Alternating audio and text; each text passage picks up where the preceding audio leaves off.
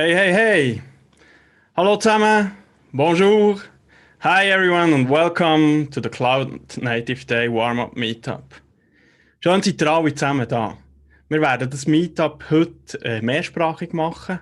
Und ich finde es henne cool, sind so viele von der Schweiz, haben wir die Community in der Schweiz so gut können prägen und so viel machen. Das heutige Meetup, ich habe kurz nachgeschaut vorher, ist das 12. Meetup, das wir in Bern durchführen mittlerweile.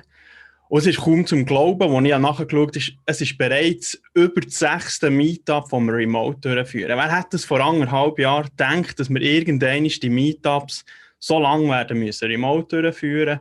Und nichtsdestotrotz haben wir es gleichwohl geschafft, die Community live zu behalten und die Community beieinander zu behalten. Es ist so schön, seid ihr da. Ich freue mich jedes Mal, wenn wir wieder so ein Meetup haben. Und natürlich freue ich mich darauf, dass wir das vielleicht auch wieder einmal vor Ort durchführen können. Das heutige Meetup ist etwas Spezielles. Zum heutigen Meetup da wollen wir wirklich den Cloud Native Day, der am 21. im September wird stattfinden, so ein bisschen einführen und mal so ein bisschen schön, wie es sich gehört, uns aufwärmen für das Ding. Und als Warm-up haben wir uns gedacht, hey, wie könnte es anders sein, als wenn wir unsere Community, die wir in der Schweiz haben, zusammenbringen und mit vereinten Kräften versuchen, die Community zusammenzubringen und den Cloud Native Day auch ein bisschen zu feiern. Darunter ist einerseits Cloud Native Romandie Meetup, das mit dabei ist. Ihr habt vorhin schon ein paar Köpfe gesehen. Wir haben das Cloud Native Computing Switzerland Meetup, das dabei ist, von Zürich. Und wir haben uns vom Cloud Native Bern Meetup, wo als gesamtheitliche Community in der Schweiz zusammenkommen und versuchen, den Tag für die Community schön zu machen. Und wie die Community natürlich auch in der Schweiz anzuschauen ist, sehen wir, wir wachsen und wachsen und wachsen. Schön seid ihr mit dabei. Unsere Mission, die kennen die in Bern schon ein bisschen, die dabei waren. Wir wollen wirklich etwas zur Verfügung stellen, das ihr könnt in die Finger nehmen. Wir wollen etwas, das von Erfahrungen ist. Und ein Teil, der sich natürlich jetzt heute geändert hat, wir wollen etwas für die Schweiz machen, das aus der Schweiz ist. Also wir wollen die Erfahrungen euch zeigen, wie das auch am Tag ist.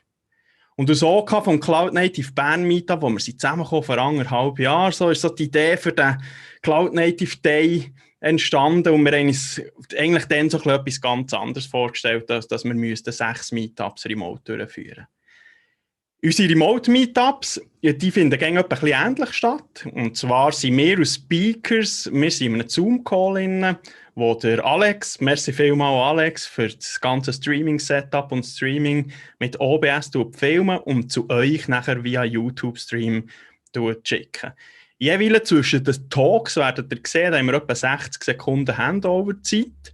Und wenn ihr Fragen habt, könnt ihr regelmässig direkt in den YouTube-Chat hineinstellen. Wir haben nachher den Teams im Hintergrund, der die Fragen entsprechend aufnehmen und dann auch den Speakers entsprechend am Anschluss von den Talks stellen.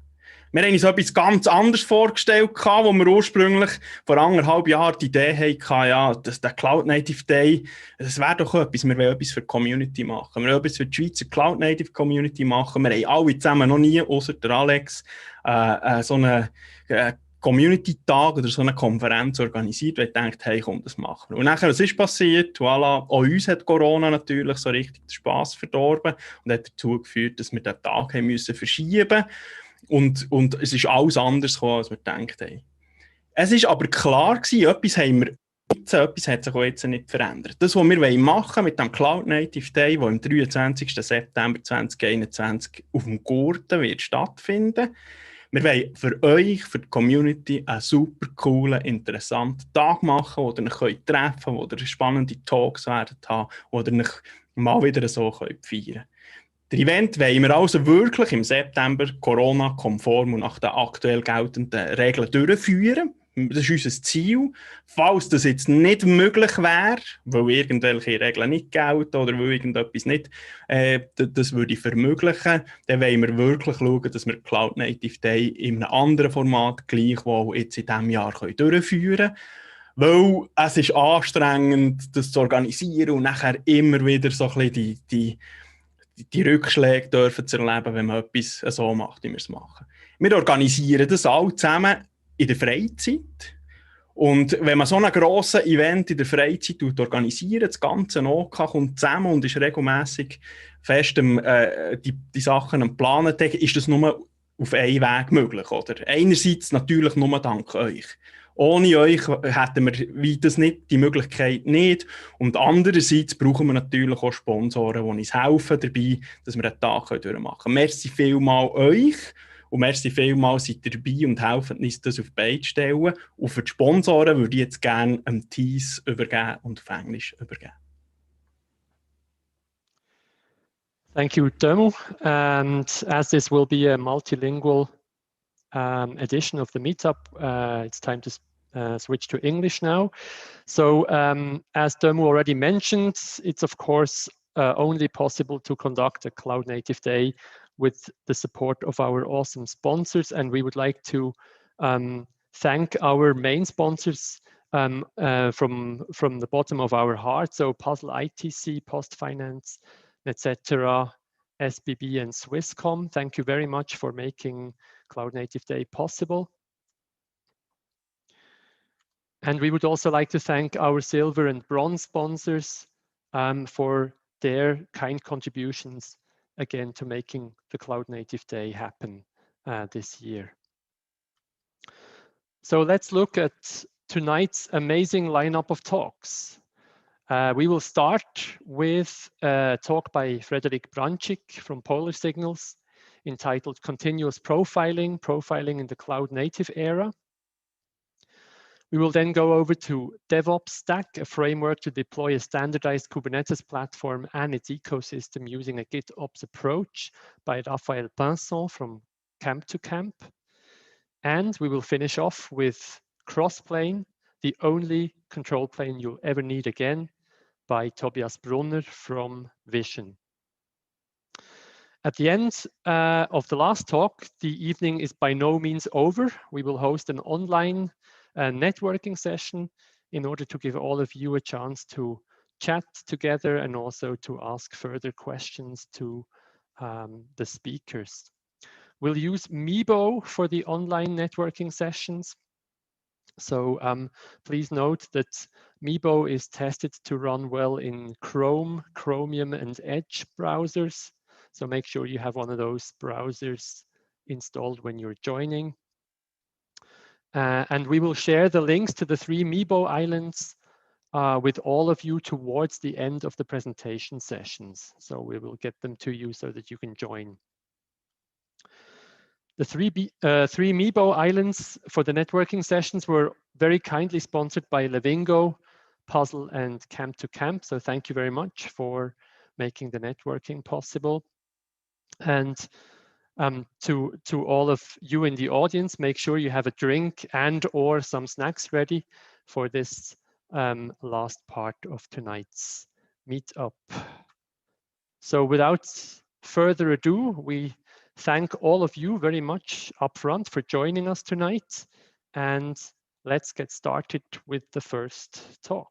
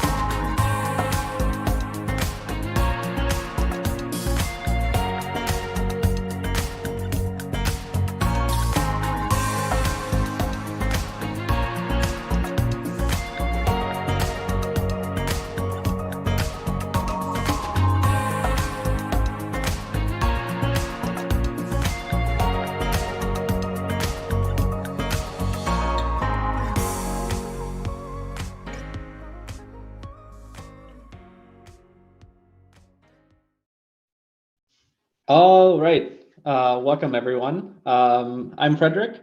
I'm the founder of Polar Signals, and I'm here today to talk to you about continuous profiling, or what we call profiling in the cloud native era. So who am I? As I mentioned, I am the founder of Polar Signals, but over the last 5-6 years, I've worked on various things in the cloud native Kubernetes ecosystem. So I'm a Prometheus maintainer, I'm a Tanos maintainer, I'm the technical lead for the special interest group for instrumentation within Kubernetes. I'm the creator of Conprof, a continuous profiling project. So basically everything in that intersection between Kubernetes and Prometheus has kind of been what I've been working on for the past 5-6 years. And so much of that kind of inspired much of what I do in continuous profiling. So you'll probably see a lot of similarities and kind of integration points here. So profiling. Before we kind of dive into continuous profiling, I want to make sure that we all kind of understand what profiling is and how we can go from continuous profiling to from normal profiling to continuous profiling, and why that's possible and why how it's possible. So profiling itself is essentially just statistics about how our programs run, right? So we have our running programs, they process HTTP requests or something like that, right? Whatever your application does. And profiling allows us to see statistics about how much CPU time is being spent in certain parts, how much memory is being used, how much memory is being allocated, or maybe even runtime specific things. For example, in Go, you can see how many Go routines are being spun up. And profiling is really is old. The concept has been around forever.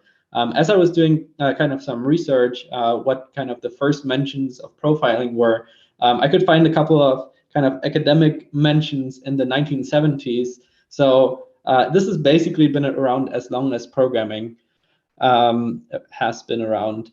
So in terms of types of programming, since it's been around for so long, it's probably not all too surprising that there are various strategies of how profiling can work. You can roughly divide most of them into two groups. The first one being traces, where essentially the entire program execution is kind of followed, traced, and recorded. And that way we can kind of go back and rediscover what has happened in our program, right? And then the other one is sampling profiling, where instead of recording absolutely everything that happens, we just do periodic observations about what the program is doing right now and kind of make an assumption about how much time this program is spending somewhere based on that. But let's try to not talk about this in a very high level. Let's go into some examples, because I think this will make it much more clear. So sampling profilers are what is being used in continuous profiling. And the reason for that is that they have really low overhead. Because we're not recording absolutely everything that the program does, we can do this in a really optimized way. And typically, the way that, for example, a CPU profile is recorded is over, let's say, 10 seconds. And every second, we look 100 times at what this program is doing right now. And based on those observations, we can tell how much time is being spent here. And in terms of actual real tangible overhead, there's a really great article from Google where they expressed kind of how on a real workload the overhead behaves. And it's roughly, tends to be less than 0.5% of CPU and roughly a constant amount of memory, as you can see here. Obviously, this will vary from workload to workload, but this is kind of an estimation. But let's dive into an actual real example and not just tell you how these things work in theory, right?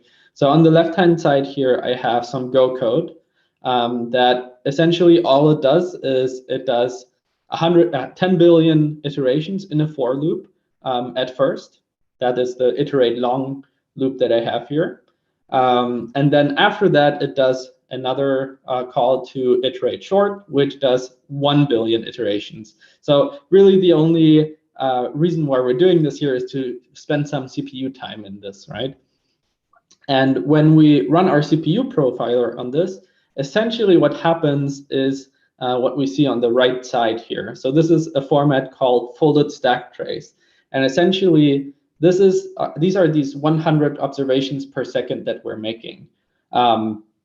Essentially, we see that as we run this program on the left, for the first while we're running this software, this code, we see iterate long main being our stack trace essentially. And as you can already see, this is kind of the function that we're in right now is kind of the first, and then everything following it is everything up until the root of the program, essentially. The entire stack trace is being represented here. And these are the observations that we're making. And based on all the observations that we're making here, we can make an assumption of how much time was spent ultimately in this function. And so here we can see we'll have lots of iterations, lots of observations of iterate long, and then a few iterations of iterate short.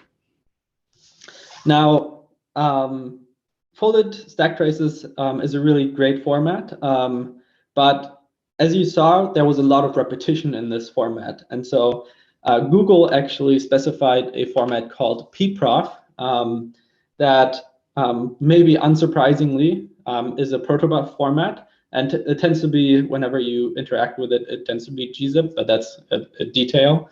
And pprof is essentially a format that can represent these folded stack traces in a more optimized, aggregated way. And we'll see in a second how that works. And the great thing about pprof being an open format is that there are a bunch of profilers out there already that exist. So you can do sampling profiling today if you use any of these supported languages, and there are many more out there. I just wanted to put some of them on here. And you can do low overhead sampling profiling today. So for Go, it's already, it's even built into the runtime, like deeply integrated into the Go standard library. There's a Rust library, there's a Python library, there's a Node.js library, there's one for Java. So there's really no hurdle in most languages not to be doing sampling profiling. And just to kind of illustrate just how simple this format is, here on the left side, we have our folded stack trace format again that we had earlier. And when that is essentially converted into pprof, that can look something like what we see on the right side, where we have multiple samples, and the samples here are the aggregation of what we see on the left side. So the locations are essentially the points in the stack trace. So our iterate function, our iterate long function, and our main function. And here we can see, for example, location ID 1 is our main function. Then iterate long is, our main function was location ID 1. Location ID 2 is our iterate long. And then location 3 is our iterate function. And for our second sample, we have our iterate short, because there are some other things that the Go runtime is doing. I just kind of presented a kind of compressed representation here. There's a little bit more data in there, but I just wanted to show that there's no magic here. And then the value is just all the numbers of lines that we're seeing on the left side, essentially. So the aggregation of how many observations of this stack trace we've seen. And then to make kind of these profiles human readable again after the fact, there's a bunch of metadata, but essentially that's just to recreate those folded stack traces in a human readable way. And once again, just to show that this is really easy to get started with. Most of the time, pprof for pprof you have HTTP endpoints where you can essentially do an HTTP request, and it will return you a pprof formatted profile. In Go, all you need to do is create a server, just like we see on the left-hand side here, and host it on some port, serve it on some port, and the same thing is with this Node.js example that I have on the right-hand side here. So this is really easy to get started with, and profiling is a really incredible tool that's been around for a really long time. But there are a couple of problems with it, and some of these just have to do with kind of how we're able to do profiling today. Some are kind of workflows. So the one thing that you're probably already familiar with is profiling tends to be a really manual thing. You do this HTTP request to collect that pprof formatted profile, and so that means that we really only get that data when we're actually doing it, and we're only getting it from that moment in time when we're requesting the profile. And so, for example, if you have a memory leak or a problematic user is doing a problematic action in your code with your software, then only if you happen to be profiling at the right point in time can you actually capture that that behavior of your code. And so it's really difficult to get the right data today. And then ultimately, and I used to do this as well, and I hear this from a lot of people doing this today, people just SSH into production machines to be able to grab these kinds of profiles.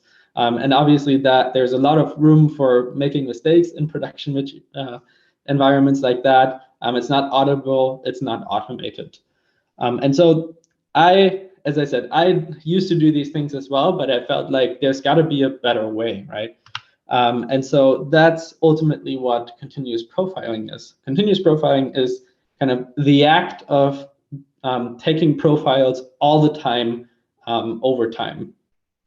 And this allows for some really cool use cases. As I said, because sampling profiling is so cheap, we can actually do this all the time. We only have a really low overhead to do this, so it's absolutely worth doing. And then once we actually capture this data over time, we can index it by time, and we can index it by workload metadata. So for example, in Kubernetes, we can then say, I want to find my container that is in namespace XYZ, and maybe it's associated with service XYZ. And then ultimately, not only are we going to be able to kind of find these samples in time, we can also enable new kind of workflows that fundamentally weren't possible before, simply because we didn't have this data over time.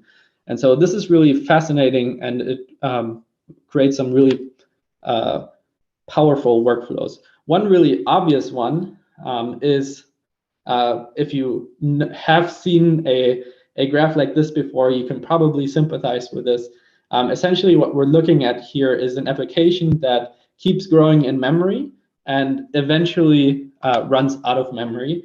And the kernel realizes there's no more memory that you can allocate. So the only thing that I can do is kill this process. And so the devastating thing about kills is that we only really start to investigate them after the fact. And the problem about that is that process is already dead at that point. And so only with continuous profiling are we able to make sure that we have this profile right before this kill, because that's how we can figure out what was allocating all this memory. Because most of the time, it's not intentional that we want kills, right? And so continuous profiling can help you find memory leaks really easily. But that's really just the kind of first use case that people come up with, because this is just having that data, right? But there are fundamentally new things that we can do. For example, we can compare two profiles, or even or even 2 versions, right? Like this doesn't have to be of the same process. We can compare 2 versions of our software. So we can say, I rolled out a new version of my software. I want to understand whether rolling out the software has had the performance effect that I wanted it to have, or the resource effect that I wanted it to have if I wanted to lower the amount of memory, for example, that my software is using.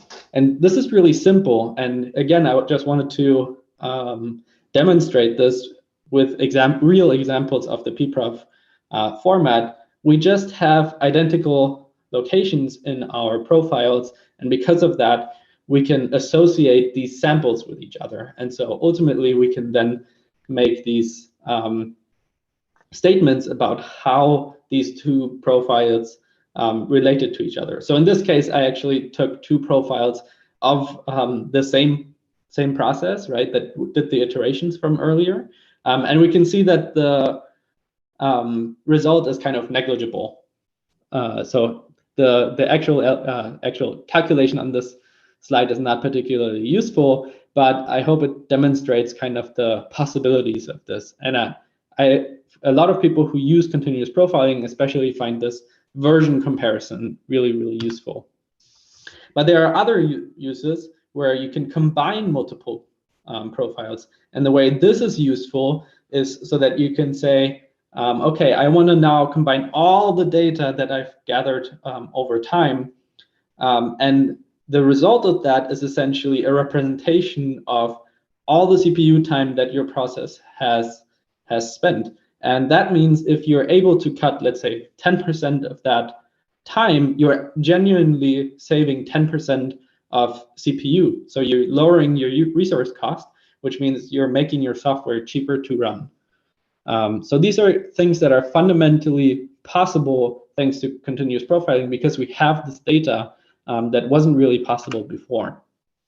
And so all of this kind of consolidated is what inspired me to create the Comprov open source project, which is kind of a neutral open source project. And there are various contributors from various companies now. Contributions are always welcome. And probably unsurprisingly, as I said in the very beginning, I'm a maintainer of Prometheus. And so much of what I think has made Prometheus really successful, I kind of used as an inspiration for Comprov. So it's a statically linked binary. You can very easily deploy it. Just download it onto a server and run it, or use our pre-built containers to run it on Kubernetes, for example. We even have some Kubernetes examples in the repo. We have kind of almost identical multidimensional label model, so you can kind of slice and dice the data exactly in the way that is useful to you. You can use all the service discovery mechanisms that are available in Prometheus. So again, there's a Kubernetes service discovery. So just like we see in the picture on the right-hand side here, Comprov can automatically discover all your containers, all your pods in your Kubernetes clusters, and automatically start scraping those for the pprof profiles. And then last but not least, exactly like Prometheus, Comprov has a kind of purpose-built storage built into this single statically linked binary, so that you don't need to run any other dependencies. Everything's built into Comprov.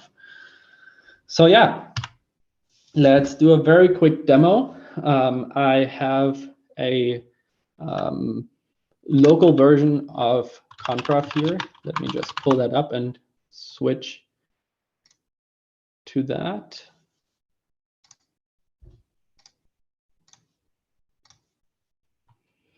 So now you can see my screen, and I've got my Comprov window shared here. So we have a query language much like Prometheus. So for example, heap profiles are just the name heap, or you can do the same with allocation profiles, for example. You can, let's go back to the heap profiles. You can hover over all of these samples, and you can just click one. And I'll need to switch my screen one more time because this opens a new tab. Do do that as well. Where is it? Here. And then you can just explore the memory usage of your program like you're probably already used to with the Go toolchain, for example. You can see this call graph. You can use flame graphs to explore it. You can kind of dig in and figure out what would have the biggest impact for you to optimize your code. So yeah, I just wanted to share that. So let me go back to my presentation. That was kind of a really quick demo of Conprof. You can kind of check it out today and deploy it today. And if you have any more questions, I'll be super happy to answer those. I sadly won't be able to make it to the later part of this meetup, but if you have any other follow-up questions, feel free to ping me on Twitter or send me an email. I'll be more than happy to answer those later as well. But I think we might have a couple of questions in chat. Yes. Is that right? Thank you very much, Frederic, for that very interesting talk. We do have one question in the YouTube chat. Let me quickly read that out to you. Can Conprof data be exported to other systems so that it can be enriched and or correlated with other data? Yeah, this is a really great question. So the way that we use it is that we correlate it together with metrics data. And so we essentially use metrics data with Prometheus as kind of the high level overview. And we see, okay, there's memory creeping up, for example, or a CPU spike somewhere. Then we use that and essentially correlate from that spike and pull up a profile exactly from the same process at that point in time. And that way we can immediately figure out, okay, there was a really large memory usage here. We can immediately dig in, or the same with CPU profiles. So we love it together with metrics, but we've also seen really great uses together with tracing, for example, where you dive into your Jaeger trace, for example, and you see a longer span that you would have expected to. Then you can take that, again, view a CPU profile at the same point in time, and then kind of hide all the parts that are unrelated to that span. And then you can truly figure out what was the CPU time being spent in this span. So that's also really, really powerful debugging, meaning to kind of truly understand what your program was doing, right? Not just a high-level concept. Thanks very much. Let's check real quick. We have some more questions from the round here. Are there any known cases where the profiling data was used as an indication during a deployment of a service in a deployment strategy, e.g. canary deployment, for example, to roll back a deployment when some threshold was hit? So we don't necessarily use it to trigger this, but what we do is we use it to evaluate our canaries. So if that happens and we do that rollback based on metrics, for example, then we can use this data to evaluate why did this happen, right? That's really the thing about profiling data. It's not so much the high-level things that it describes, but it describes the why, the how. Right. Thank you very much for that answer. And maybe one last question that I had myself. Can you quickly explain how you had to extend the pprof format to include metadata about the origins of a trace within a cloud-native architecture, like the pod name or the container name and things like this? So we do something very similar to what Prometheus does, where essentially we have a series of data. That's how we save it, and the series is essentially what these labels are attached to, and then the individual samples of the profiles are just literally pprof format, That's kind of how the search works. We find the series, and then we display the timestamps of those samples, and then you can kind of dig in. Thank you very much. Let's quickly have a look in the chat whether anything else came up. No, I think that's it. Thank you again for your interesting talk, Frederic. Thank you. And thank you we'll very be much. right back.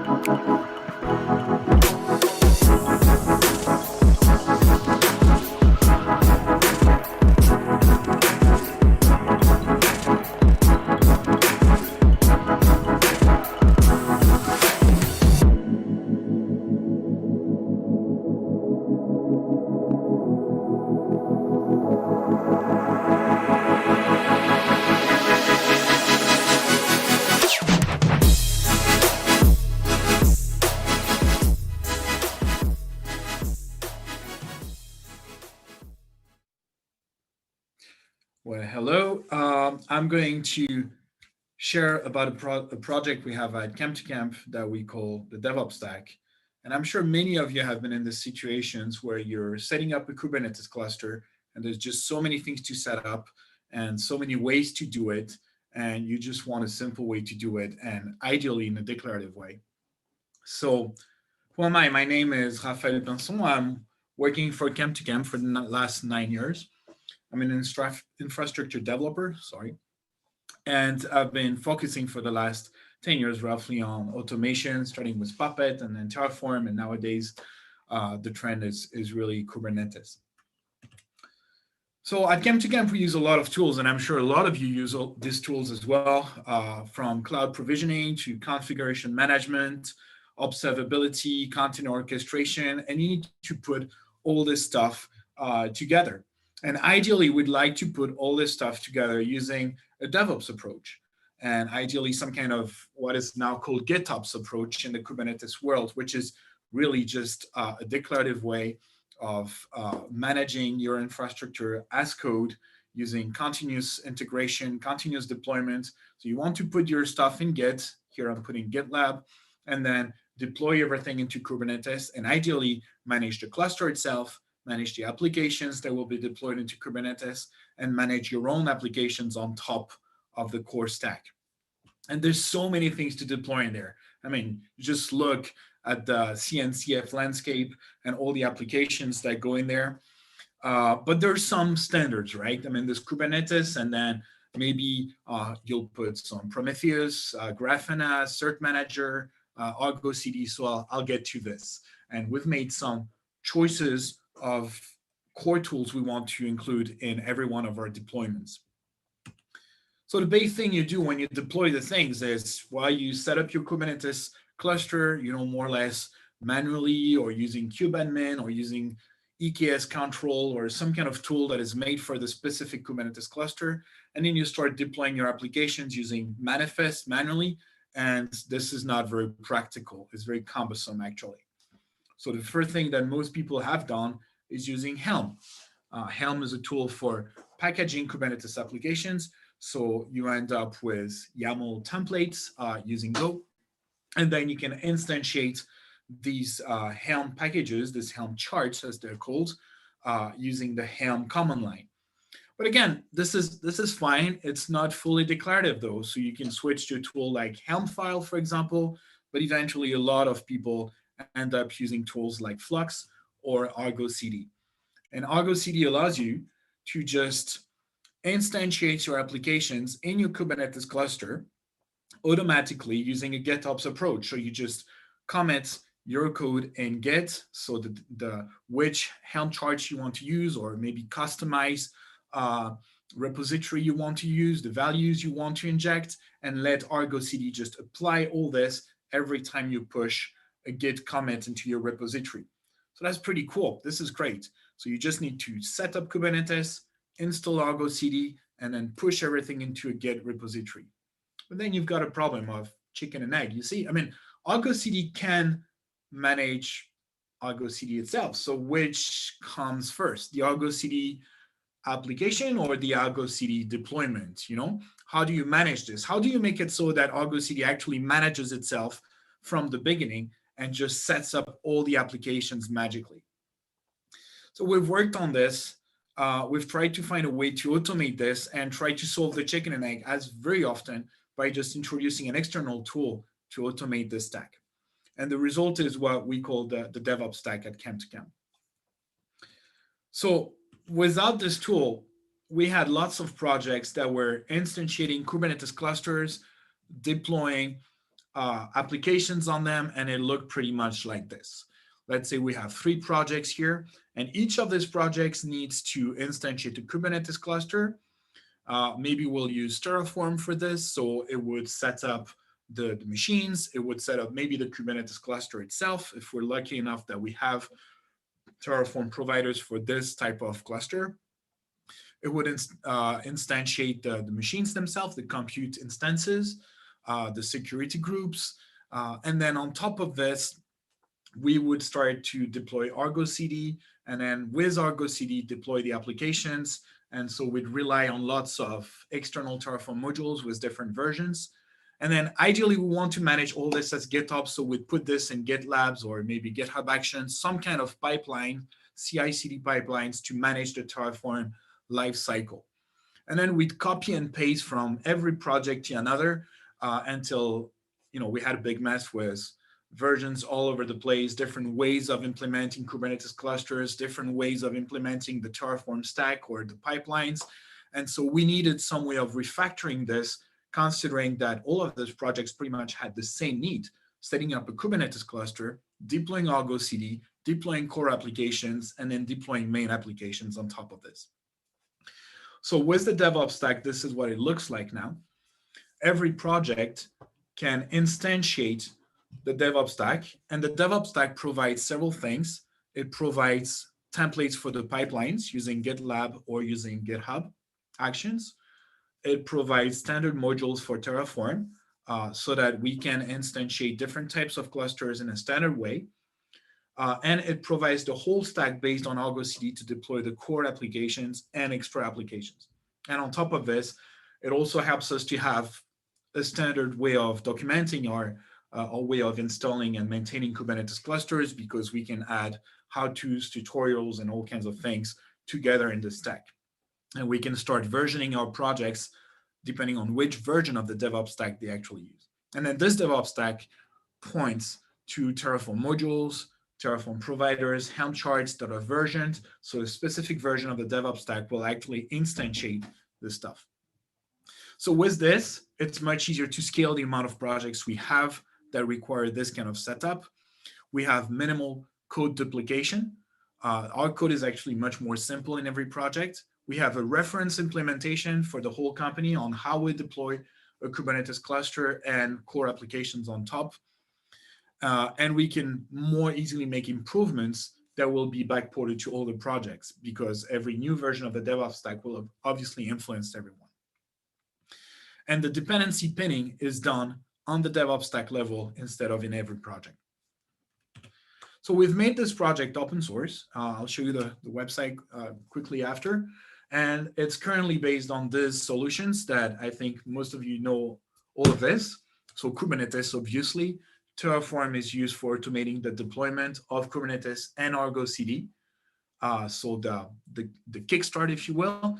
But it's not just a kickstart, because we included in pipelines to have a GitOps approach to the Terraform deployment as well.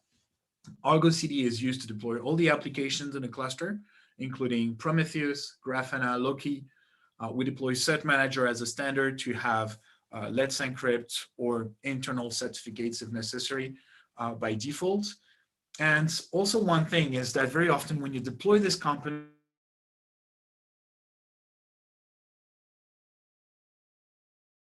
to the stuff, so we've deployed a way to have an OpenID Connect layer so that you can provide your OpenID Connect connector provider to the DevOps Stack, and it will set up Argo CD, Prometheus, Grafana, and potentially other tools so that you can have a standard single sign-on to all these applications using the connector you provided. And then it comes as well with a standard ingress controller. And at the moment it's traffic, and we're considering actually switching to Contour eventually. So what this provides is infrastructure as code for your whole cluster, configuration management, obviously, a GitOps approach using CI/CD. We have documentation as code because we want as well to generate the documentation for the whole stack based on this. And then we deploy a stack for observability, continuous delivery using Argo CD, ingress, so dynamic web routing, as well as certificate management and authentication and authorization using OpenID Connect. So currently, the flavors we support are Amazon EKS, Azure AKS, K3S using Docker or libvirt, and we just recently added support for Red Hat OpenShift on AWS. There's also a support that's being worked on for Exascale SKS, which was recently announced last month at Exascale. We already have the support, but it's missing 1 or 2 features before we can merge it. So it should come very quickly. So how does it work? The main thing is you set up a Git project. Here we're using GitLab, and you see the pipelines are extremely simple here. You just state where your Terraform code is located. By default, it's in the Terraform directory of your repository. Here, it's in the top repository. So I put tfroot to be dot, and then just include the pipeline that is provided by the DevOps Stack.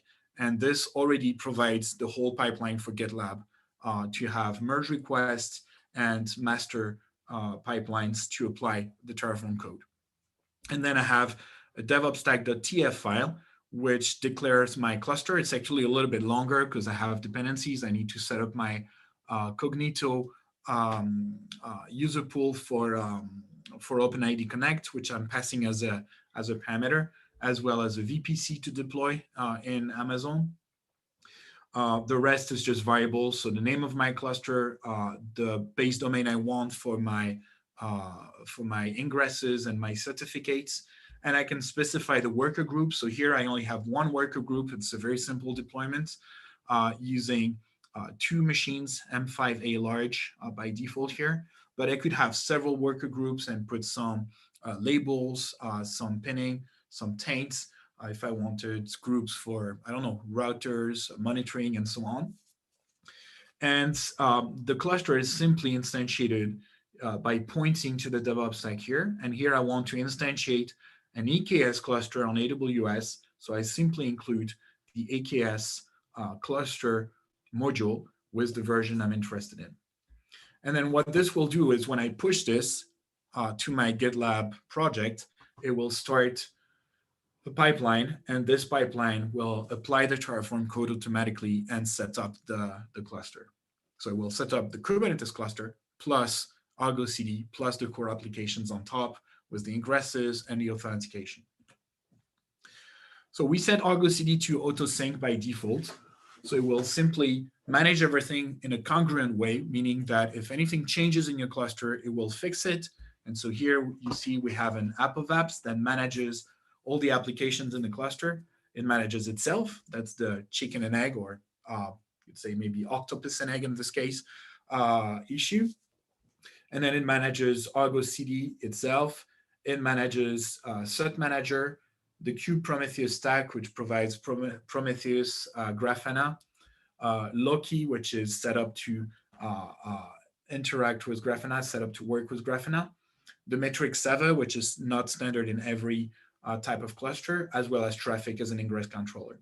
And here I've deployed my own application, demo app, and I'll show you how I can plug into to this system.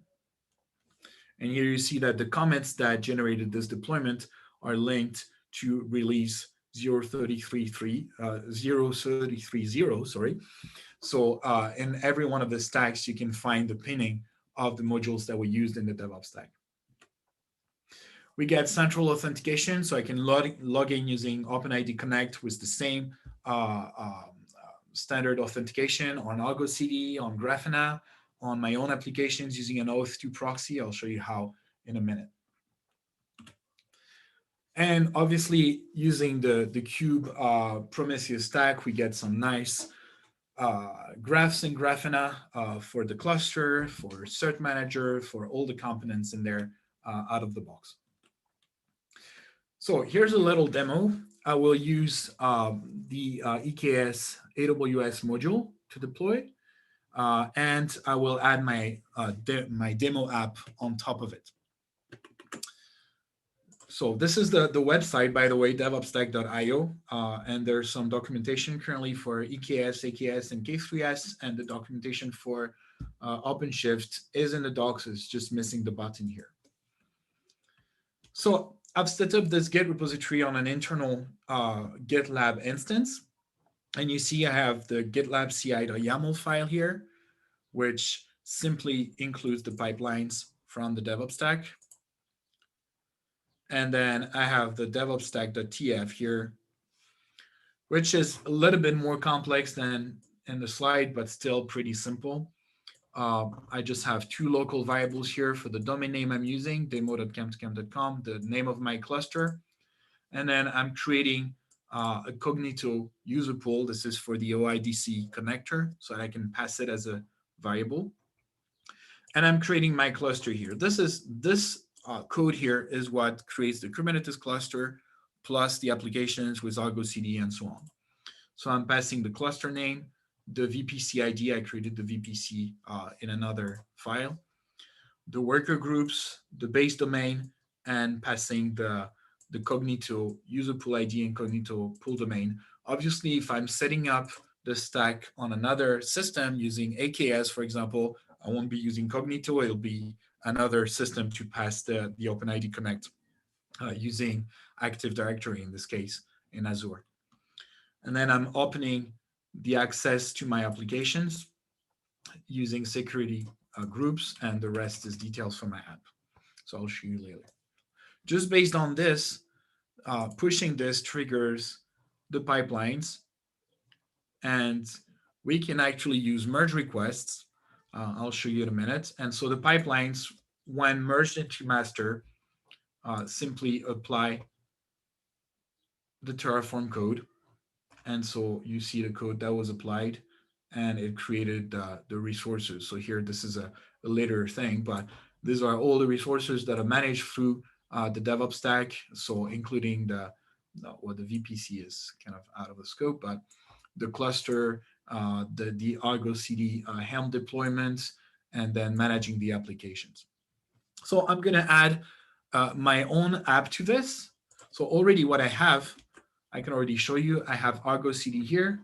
I can log into it using OIDC. So I just created a user for myself in Amazon Cognito, and I can log into Argo CD with it. And I can see the app of apps that manages all the applications. My demo app is not here yet. And for each of these applications, I have an Argo app that manages the deployment for Set Manager, Kube Prometheus stack, and so on. I can also log into Grafana. Here I'm logged in as admin, but I can log in using OIDC as well. I logged in as admin to have a bit more rights. And the admin password is provided as a Terraform output, as a sensitive Terraform output, so I can retrieve it using Terraform if I need to. So here I want to add a demo app. And so I'm just going to add a little bit of code. I have a Helm chart for my demo app, which is available. And so the changes here will simply be to add an extra apps parameter to the cluster module. And in this extra app, I will provide the description for my demo app. So the name here of the application, the project, the Argo CD project. And the source here, so here I'm using Helm. So I'll point to where the Helm chart is located. It's in Git. And where this goes, it will go into the demo app namespace using the local Sava. And I want the sync policy to be automated. So Argo CD actually manages actively the deployment of this application. When I open this merge request, it actually ran already a pipeline, which tells me what will happen when this gets applied. Hello, there you go. And so I can see the diff here of what will be modified, and I can see the diff in the definition of the app, which is unfortunately still a little bit long here. And if I merge this merge request here, it will start a new pipeline because now it's merged into master. So I'm starting a new pipeline, which will start Terraform. So I'm waiting for this to happen. I'm just going to put this a bit on the side here so we can follow it. And I'll show you what's happening in the cluster here. I've got K9s launched. So a way to inspect my cluster, and I will have a look at the applications here. So I've got my Argo CD applications deployed in my cluster, and I hope my pipeline will start soon because I don't know what's happening.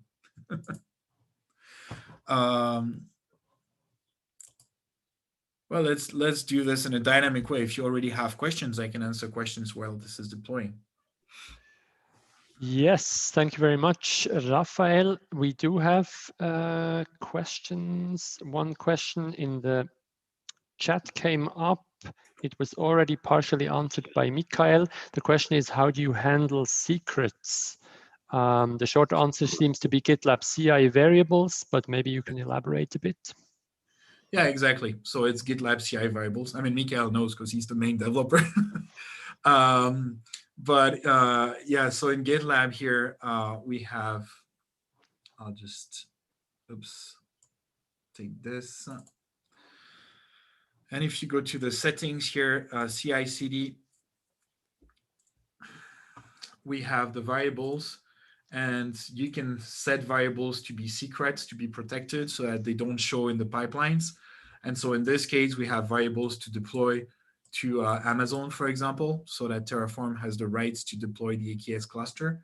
And so these variables are passed directly to the pipeline and can be used by Terraform to apply. And any other kind of secret could be passed this way. This is currently how we do it. Right, thanks, Raphaël. One more question from the round here.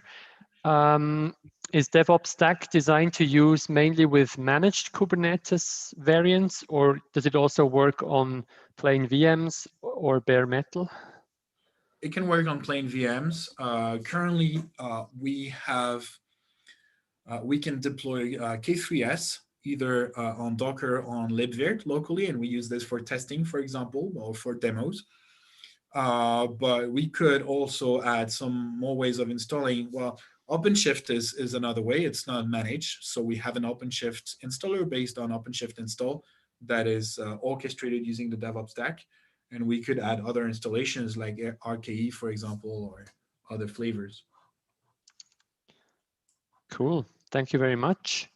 So you see here, my code is done applying, and now I have a demo app that was added and is currently syncing. So I can look in my Argo CD dashboard here, and I see my demo app is deployed now.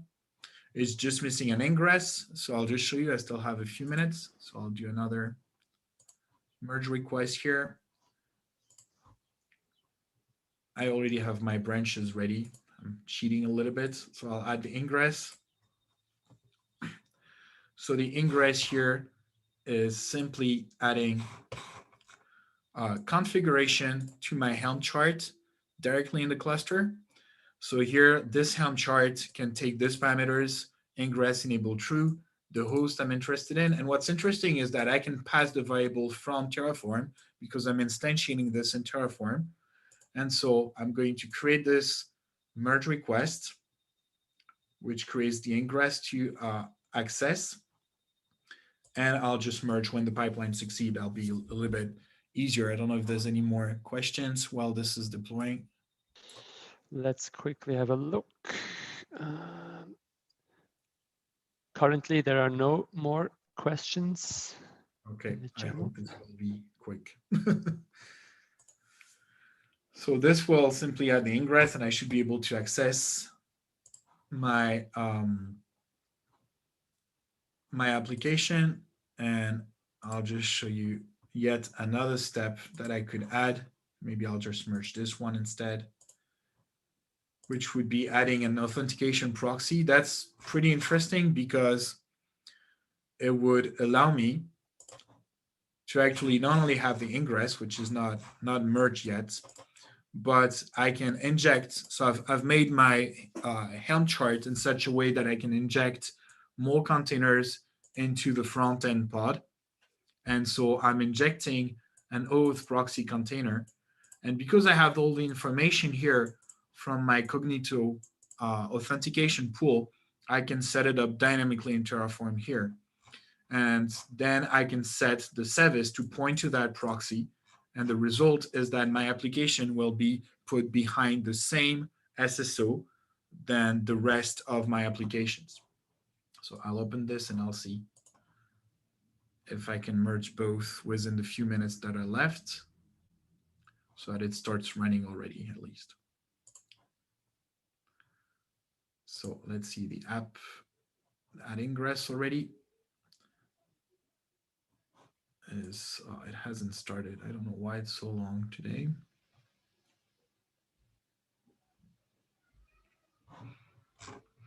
Let's see, there's some questions I see in the chat. Let me check. Yes, there are. So why do you need Argo CD if you can achieve the same with GitLab CI? Or is it all about reconciliation? I guess that's a good point. I think Mikael probably would like to answer this as well. But I would say, yeah, reconciliation is kind of important. We can't, at the moment, if we could use Argo CD itself. Oh, there's a problem here. Oh, yeah, it was the state log. Okay, never mind. We'll wait then.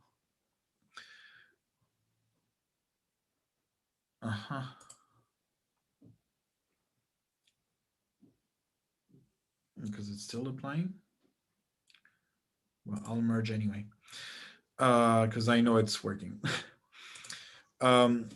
Yeah, I guess it's mainly about reconciliation. I guess ideally, if we could manage the entire infrastructure in a congruent way, and I know this will make a link for Tobias's talk in a few minutes using Crossplane, that would be a good way of doing this as well.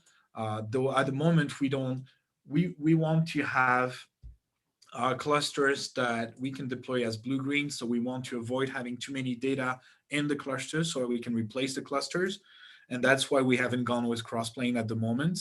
But Argo CD is still very useful for the congruence. So for the reconciliation, we know that every app we deploy in Argo CD will be actively managed and reconciled as it goes.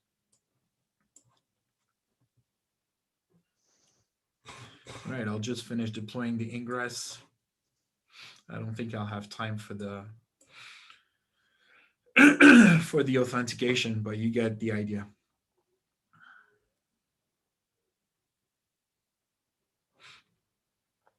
So in the meanwhile, what we can see here as well is my oh yeah, my app is not available yet. So I'll wait for this. Here you go. We should see the deployment very soon. There we go. Deployment is changing. That's because I actually merged the authentication one. The ingress has been added as well. And so now the certificate is fine. So now I can access my application, and you see it was put behind the proxy dynamically. And I have the SSO. I get logged in directly using the same login as the rest of my applications. And I also get directly the benefits of plugging into all my Grafana stack. In particular, Loki is available. So if I go to explore here in Grafana, I can look, for example, in my log labels. I can look for the namespace, and I will find my demo app, which was just added. And I can see right away the logs for my application and start filtering the logs and building dashboards for my application that was just deployed. And you also get the standard, obviously the standard dashboards here. So Argo CD itself comes out of the box with all kinds of graphs about the deployments made by Argo CD and the reconciliations,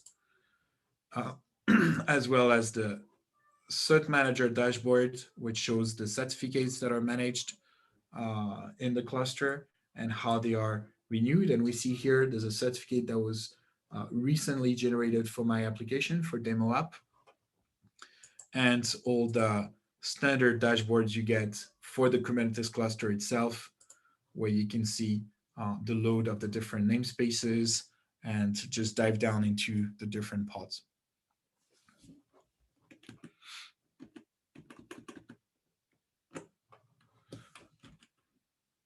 So that's it. The website is accessible on DevOpsStack.io. The whole project is open source, and you're welcome to contribute to it.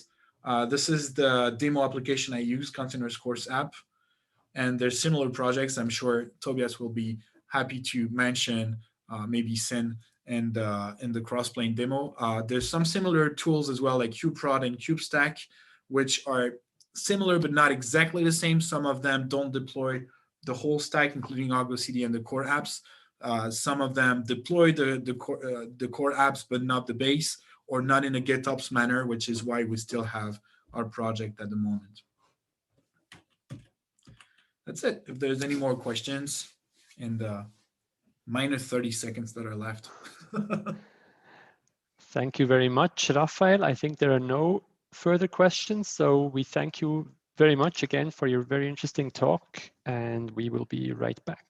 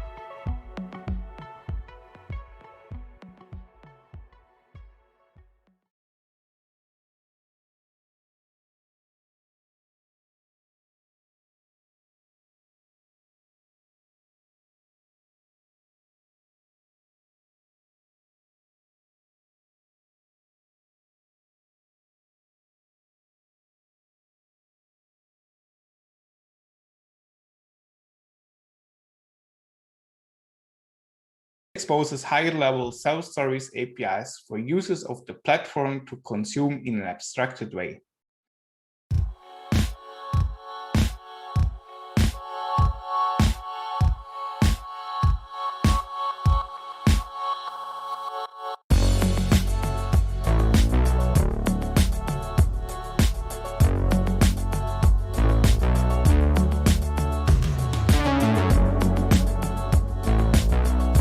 Hi, I'm Tobias.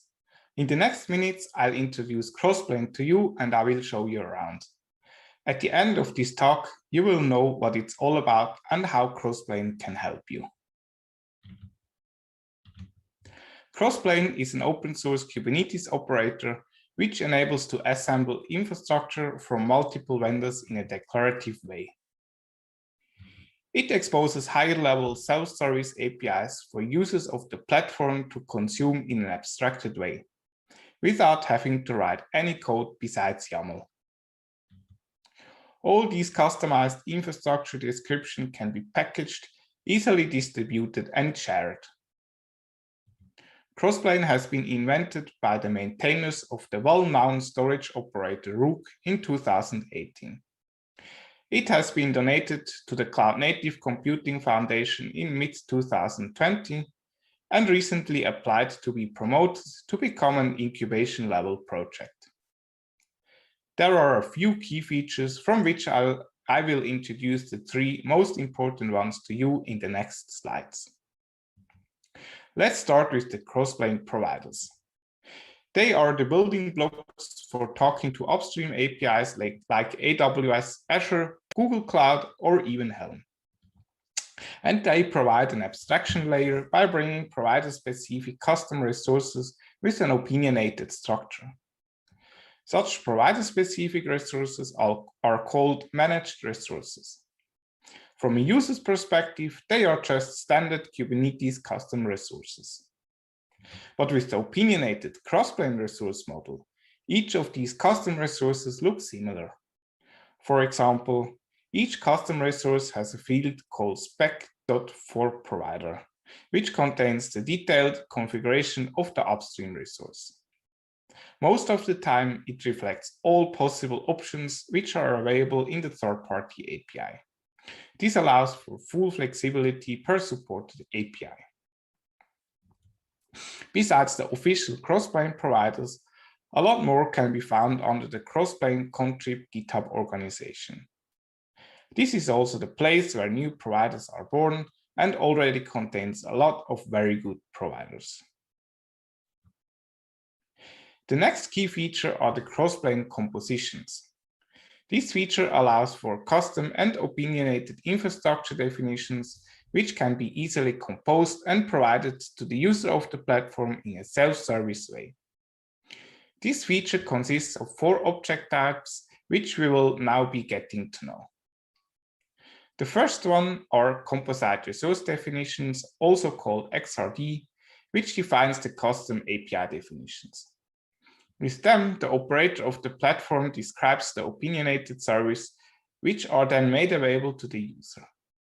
XRDs in the background generate Crossplane-flavored Kubernetes custom resource definitions, which adhere to the Crossplane resource model. The compositions actually implement the custom infrastructure, which is defined in XRDs. There can be multiple implementations per XRD, which the user then can choose from. One could, for example, be a service which is tuned for production.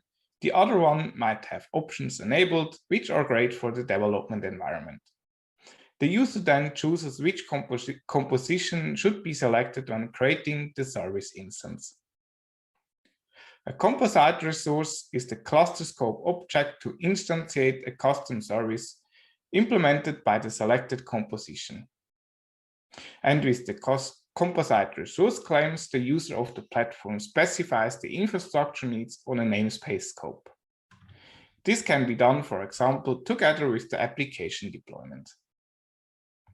By splitting cluster scope and namespace scope objects, security constraints can be easily implemented with RBAC rules, and it allows for a separation of concern between the platform user and platform operator. This is very similar to the concept of persistent volume claims on the namespace scope and storage classes and persistent volumes on the cluster scope, which are usually predefined by the cluster operator. And the last important feature are the Crossplane packages. With them, provider installation and configuration, as well as custom infrastructures, can be easily distributed and shared. These packages are OCI-compliant images, which contain just a bunch of Crossplane YAML and can therefore be hosted on any OCI-compliant registry. Crossplane packages allow for configuration versioning, RBAC handling, and dependency management. Packaging can be done manually, but much better via the Crossplane CLI. Some of you might wonder what the differences are between Crossplane and Terraform, as it looks like they are doing mostly the same at first sight. The main difference is that Terraform is designed to be a CLI tool which acts only on invocation. Crossplane, on the other hand, is an always running controller which acts on change. To know what the current state is, Terraform tracks it in a state file. This complicates collaboration on infrastructure and full automation a lot, mainly because of state file locking mechanisms needed. If the actual state differs from the one in the state file, bad things may happen. Manual changes to the infrastructure are only detected on the next CLI invocation, while Crossplane actively reconciles the infrastructure all the time and makes manual changes nearly impossible to stay undetected. Terraform always acts on the full infrastructure it takes care of, where Crossplane is able to only configure pieces of it, making it much less invasive for small changes. Lately, Crossplane started an initiative to be able to reuse Terraform providers as Crossplane providers, which could be a huge boost for available providers. The VMware provider, which was released just lately, is actually based on the Terraform provider. This all doesn't mean that Terraform is bad. It just behaves very differently to do a similar job. As Crossplane is a control plane and Terraform is designed to work with control planes, Crossplane could even be managed with Terraform. The previously introduced concepts and features are the reasons why we at Vision and I personally care a lot about Crossplane. But there are more reasons. We can leverage the well-known Kubernetes API. It's the same language we also use to deploy applications. This allows to reuse already existing tooling like GitOps, CI/CD pipelines, or projects in. And the infrastructure and deployment needs of an application is defined on the same places. As Crossplane runs a reconciliation loop all the time, configuration drift isn't possible anymore. The control plane is always active, looking for changes on the upstream configuration. If it doesn't match the declared configuration, it simply makes sure to adhere to it.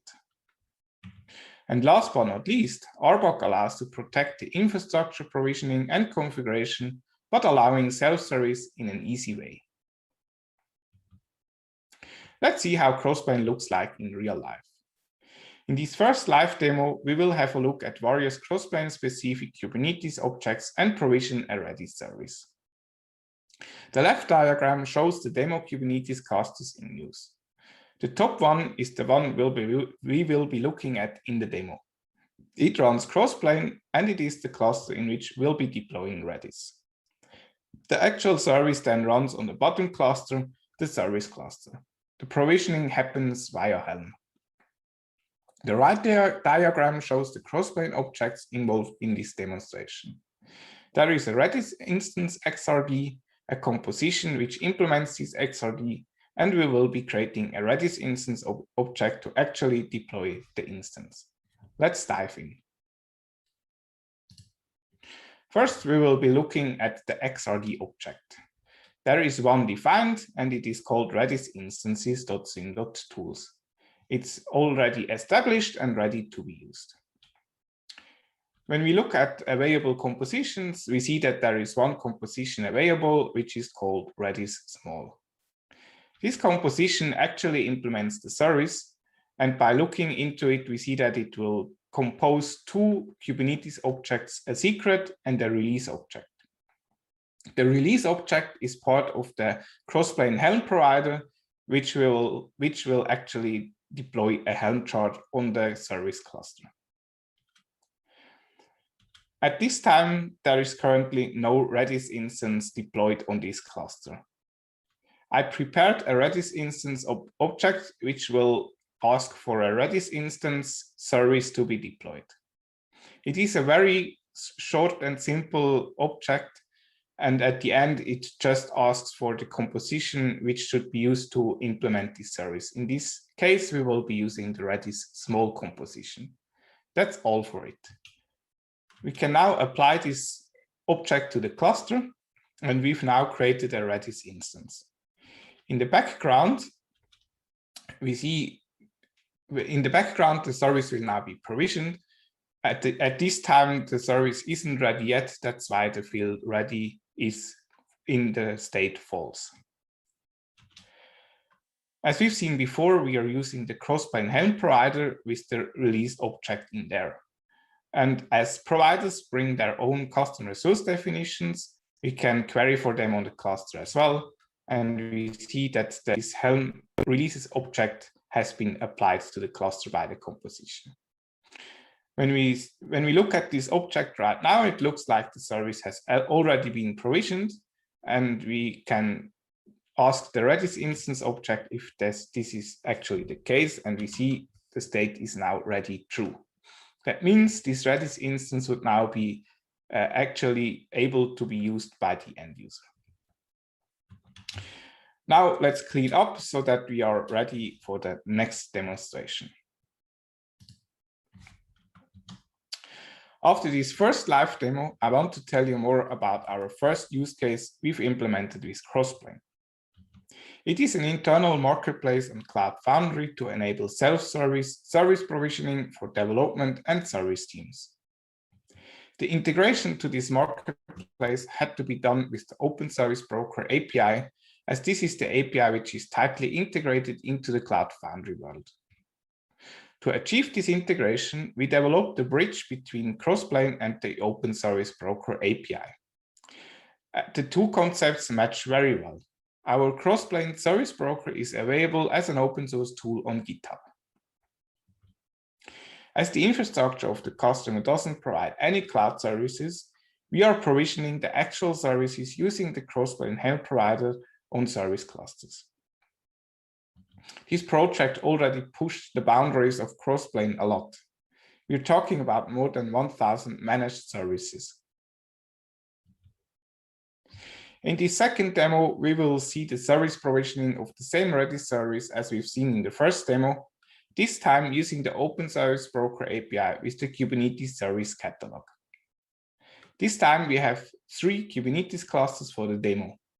The top one represents the end user, which has the Kubernetes Service Catalog installed, which connects to the Crossplane Service Broker.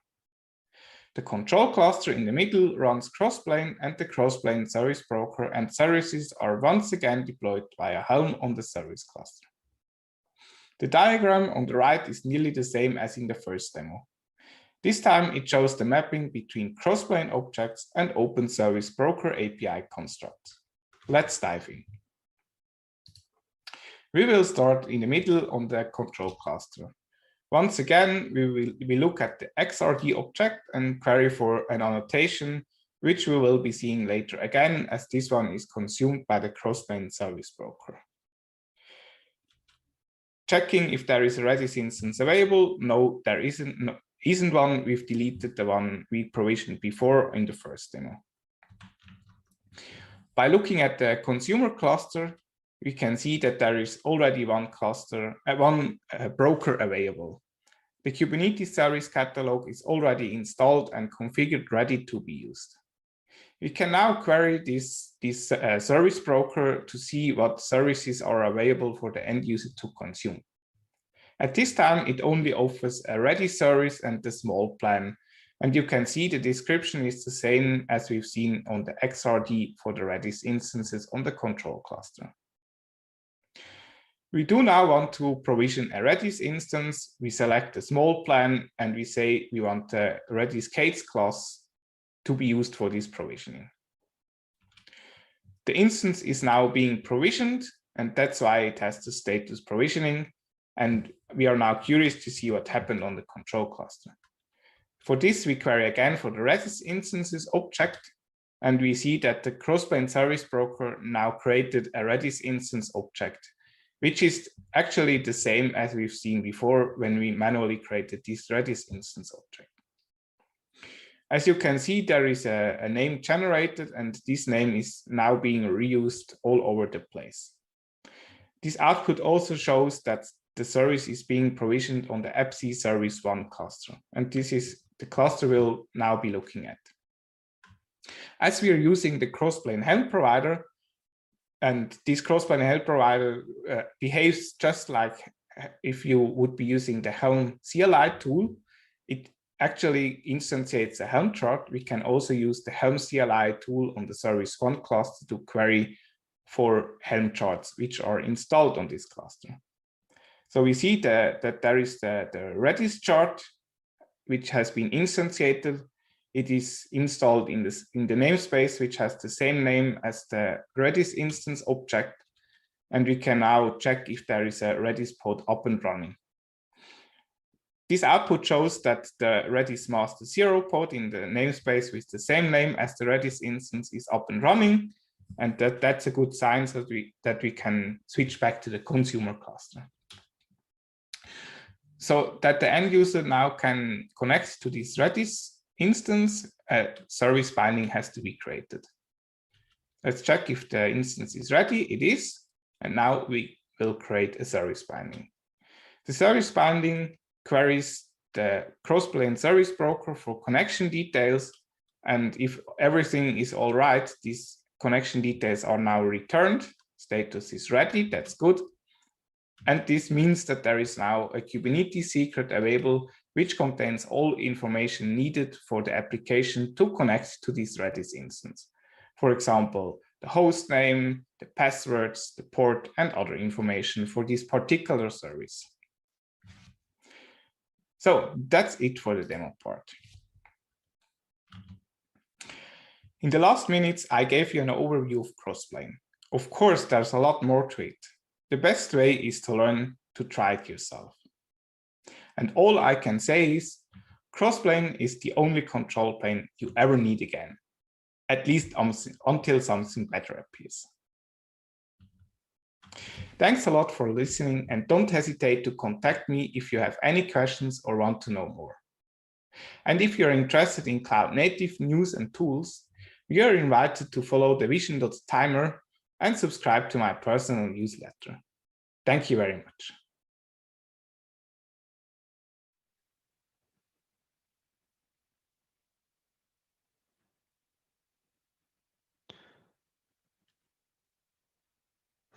Thank you very much, Tobias.